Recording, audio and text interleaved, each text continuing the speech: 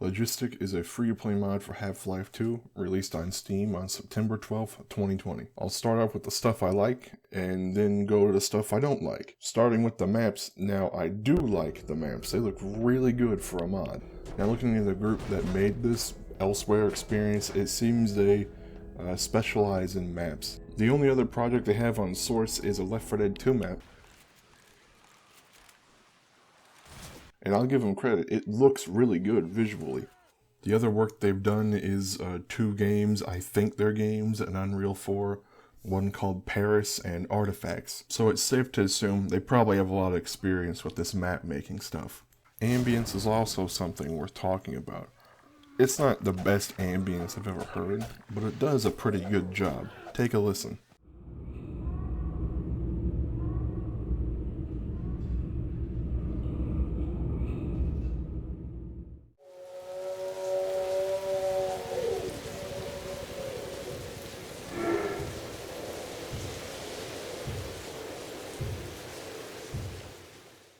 That last clip being a personal favorite of mine. Another thing that deserves praise is the soundtrack. It's actually pretty good. Again, take a listen to this.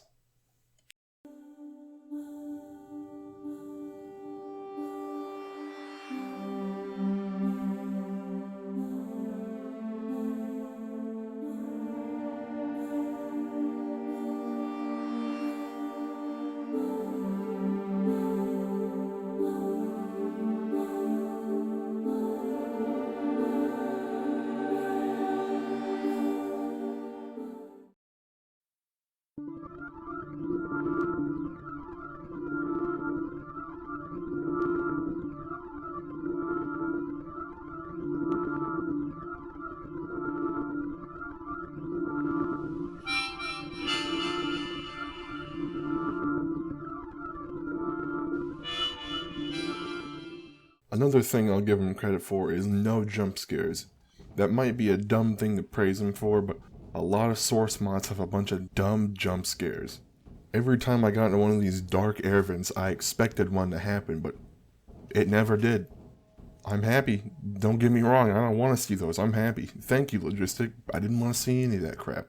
Unfortunately, now we're moving into the negatives. The big negative I have is the combat. Now looking at the video, you might think that's a dumb thing to say, because it looks just like Half-Life 2's combat, but trust me, it's different. They tried to make it more tactical. So you don't see your health bar, you have no crosshair, and the only time you have a HUD is when you hold down R to check your ammo. And when you check your ammo, it doesn't show you the exact amount you have, it only shows you how many mags you have left. Let's talk about the actual gun combat now. With the gun combat, it feels like they didn't fully commit, so it feels like it's half done almost. When I first picked up the CZ52, the pistol, I thought I could lean and such. No, you cannot lean. I just have to peek in and out between corners to take pot shots at the Combine. With Insurgency, a tactical-based shooter on the Source engine, hitting Q and E will make you lean left or right.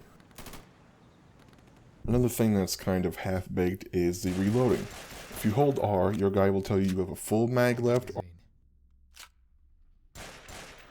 or half a mag left. And that sounds fine, but he's wrong about every time he tells you. You shoot one bullet, that's a full mag left. Full magazine. But if you shoot another bullet after that, that's half empty. Half a mag. That doesn't seem right at all, especially when you have 6 bullets remaining after that. Now, I feel like they got the idea from another Source engine game called No More Room in Hell. With No More Room in Hell, it tells you a little more. I got 9 rounds left. 2 more. I got nothing left. Now, is it unfair to compare this game to Insurgency and No More Room in Hell?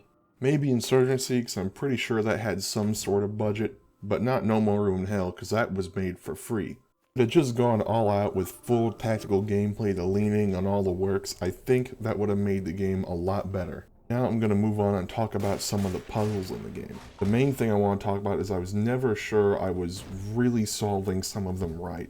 Sometimes I had felt like I had found an accidental exploit and actually did that instead. There's a puzzle pretty early on where there's a barricade, you can't move it. So I got one of those boxes that can be broken in one crowbar swing and jumped on it and jumped over it. I'm not sure if that's actually how I was supposed to solve that or I broke it or something. Another puzzle, if you can even call it that, takes place in the Citadel, or maybe it's a Combine base, I can't quite remember right. Pretty much, you go inside, like, the middle of the Citadel, and there's, like, this magnetic field that tries to pull you in. Now, that doesn't sound too bad, but about every few seconds it flashbangs you, pretty much blinding anything you can see, and you're trying to do that while trying to stay up and not have it pull you down to the ground and kill you. And it's even worse when a barnacle has grabbed you around the corner and you can't see where to shoot because it's blinding you. It's just not a very fun segment, puzzle, whatever you want to call it. It's not very fun in my opinion. Another thing I guess I can complain about, but this is more of a nitpick or anything, is the voice acting. It's not very good. This building seems to have been abandoned for a while. Why'd they bring Anna to a place like this?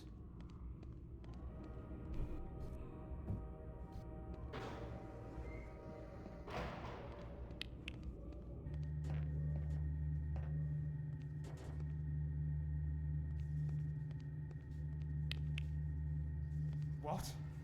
Anna? Is that you? Oh shit! I'm not alone. Anna shouldn't be too far from here. Seems that everything here hasn't been working for a good while now. When you see a Half-Life 2 mod, you probably shouldn't think that it's going to have fantastic voice acting. It probably doesn't have a budget at all, and they're probably just using their friends as voice actors and stuff. And there's nothing wrong with that at all. After all, it's a mod. And I feel the same way about this. It's a free-to-play mod. Despite how hard I was during the gunplay stuff, I don't actually hate the mod. I think it's an okay experience. It's free-to-play. It's only about 2 hours long. And most importantly, it's free if you own Half-Life 2 on Steam. So give it a shot, even if you're only like slightly interested, you know. Now there's something I didn't talk about, and that's the story. I didn't want to talk about that in case you were mildly interested in playing it, because I didn't want to spoil it for you if you did. But if you want my opinion in it, it's not very interesting to me, personally. If you enjoyed this, I'd appreciate it if you gave it a like, and besides that, maybe I'll see you in the next video.